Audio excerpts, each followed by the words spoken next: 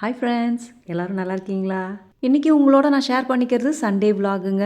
Sunday அன்னைக்கு மகா Shivaratri full day விரதன்றதால ரொம்ப ரிலாக்ஸாக தான் எழுந்திரிச்சோம். 6:30 ஆயிடுச்சு எழுந்திரிக்கிறதுக்கு. மார்னிங் எப்போவுமே டீ குடிக்காமல் இருக்க முடியாது. அழகாக ஒரு இஞ்சி டீ போட்டு குடிச்சிட்டு 11 மணி போல் ஒரு கிளாஸ் பால் நாட்டு சக்கரை போட்டு குடித்தோம். அவ்வளோதான், ஃபுல் டே விரதம் இருந்தோம். குழந்தைங்களும் கூட சேர்ந்து விரதம் இருந்தாங்க.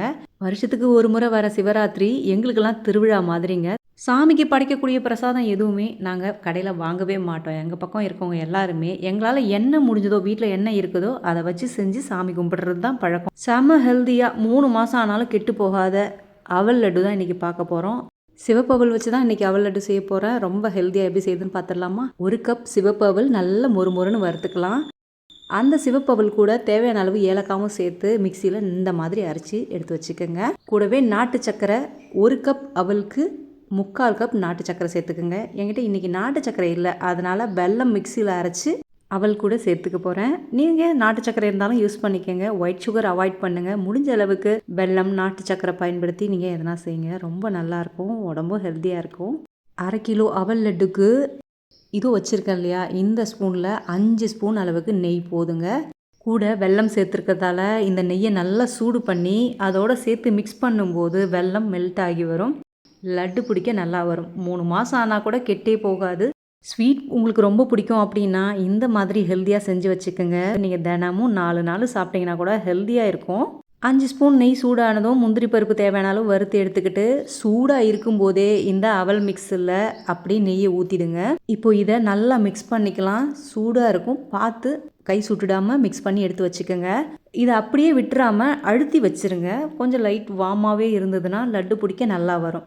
லட்டு பிடிக்க வரல, உடையுது அப்படின்னா திரும்ப 1 ஸ்பூன் நெய் சூடு பண்ணி கூட ஊற்றி மிக்ஸ் பண்ணி இந்த மாதிரி லட்டு பிடிச்சிங்கன்னா நல்லா பிடிக்க வந்துடும். லைட்டாக வார்மாக இருக்கும்போதே இந்த மாதிரி அழுத்தி லட்டு பிடிச்சிட்டிங்கன்னா சூப்பராக வந்துடும். நம்ம வீட்டில் சோமா செஞ்சுருந்தோம், அது காலி ஆகிடுச்சு. இப்போ அவல் லட்டு இந்த ஒரு வாரத்துக்கு எங்களுக்கு இது போதும். சாமிக்கு படைக்கிறதுக்கு 1 by 1 கடகடன்னு செஞ்சு முடிச்சிட்டேன். பச்சைப்பயிறு சுண்டல், சக்கரை பொங்கல், குதிரைவாளி அரிசி பாயாசம் அப்படியே பால்லே வேக வச்சு செஞ்சுருக்கேன். ரெசிபி வேணும்னா சொல்லுங்கள், ஷேர் பண்ணுறேன். தினமும் எதனா ஒன்று சிறுதானியம் கண்டிப்பாக நான் சேர்த்துப்பேன். நம்ம உடம்பு நல்லதுக்காகவே சேர்த்துப்பேன். சிவப்பு அவல் லட்டு, கடலப்பருப்பு வடை, இவ்வளோ ஐட்டம் இருக்கிறதால எல்லாத்துலேயும் கொஞ்சம் கொஞ்சம் சாப்பிட போகிறோன்றதால நான் சாம்பார் வைக்கல. ஒயிட் ரைஸ் வடிச்சிட்டு தயிர் புதினா துவையல் மட்டும் வச்சேன். சிவனுக்கு இதுதான் அதுதான் செய்யணும்னு இல்லை, எதனா ஒன்று நம்ம மனசார அன்பாக செஞ்சு வச்சோம்னா சிவன் வந்து ஏற்றுக்குவார். என்னோட திருப்திக்கு நான் இத்தனை செஞ்சுருக்கேன். அது மட்டும் இல்லை, ஃபுல் டே விரதன்றதால காலையிலேருந்து சாயந்தரம் 6 மணிக்கு தான் நாங்கள் படைச்சிட்டு சாப்பிட்டோம்.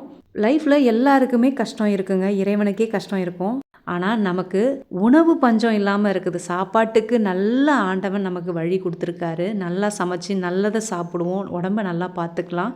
நிறைய பேர் கேட்டிருந்தீங்க, சிவனை கும்பிடுற அப்படி என்ன உனக்கு செஞ்சார் சிவன்னு, என்ன செய்யணும்னு நினைக்கிறீங்க? உண்மையாக சொல்கிறேன், சிவனை கும்பிடுறவங்க யாருக்குமே வேண்டுதல் எல்லாம் இருக்காதுங்க. நன்றி செலுத்துறதுக்காக மட்டும்தான் சிவனை கும்பிடுவாங்க. எல்லாமே போய் கடைசியில் நீ மட்டும் போதும் இறைவா அப்படின்றவங்க மட்டும்தான் சிவனை கும்பிட முடியும். நான் எந்த கோயிலுக்கு போனாலும் எனக்காகவும் என் குடும்பத்துக்காகவும் வேண்டிக்கவே மாட்டேன். எல்லாரும் நல்லா இருக்கணும், எல்லா ஜீவனும் பசி இல்லாமல் உணவு தினமும் கிடைக்கணும், அது மட்டும்தான் என் வேண்டுதல். ஏன்னா இருக்கிறதுலே உலகத்தில் பசி தான் மிக கொடுமையானது. அது இல்லாமல் பார்த்துக்கோ இறைவா, இன்றைக்கி எனக்கு உணவு கொடுத்த உனக்கு ரொம்ப நன்றி, அவ்வளோதான் நான் வேண்டுதல் வேண்டுவனே தவிர இதை கொடு அதை கொடு நான் இது வரைக்கும் நான் வேண்டதே இல்லை. நம்மளை படைச்ச இறைவனுக்கு நமக்கு எப்பப்போ என்னென்ன தேவை அப்படின்றது கண்டிப்பாக இறைவன் அந்தந்த ஸ்டேஜில் கொடுப்பாரு. கஷ்டம் இல்லாமல் நம்ம லைஃப்பில் எதுவுமே கற்றுக்க முடியாதுன்றது நான் சிவனை கும்பிட்டு தான் தெரிஞ்சுக்கிட்டேன். அதனால் கஷ்டம் வரும், அதை எப்படியெல்லாம் நம்மளால் மேனேஜ் பண்ண முடியுன்றது தான் நம்ம பார்க்கணுமே தவிர கஷ்டம் வந்துருச்சுன்னு நினச்சி ஃபீல் பண்ணுறதுக்கு நம்ம வாழ்க்கை இல்லை. இருக்கிறது ஒரு பிறவி, சந்தோஷமாக வாழ்ந்துட்டு உடம்ப நல்லபடியாக பார்த்துக்கிட்டு. நம்ம வீட்டில் ஃப்ரிட்ஜு, மிக்சி, கிரைண்டர்னு நிறைய இருக்குதுங்க. அதுவே ஒரு நேரம் பார்த்திங்கன்னா கெட்டு போகுது, சர்வீஸ் பண்ணால் தான் ஓடுது.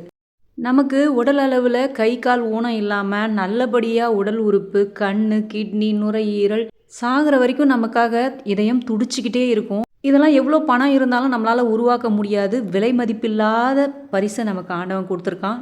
உடம்புக்கு நல்லதை சாப்பிட்டு இறைவன் கொடுத்த உடம்பை நல்லபடியாக பார்த்துக்கிட்டு நல்லபடியாக லைஃப்பை வாழ்ந்துட்டு போவோம். எங்களுக்கு வர்ற வருமானத்தில் கொஞ்சம் இந்த வாயில்லாத ஜீவனுக்கு நாங்கள் எடுத்து வைப்போம் மாதம் மாதம்.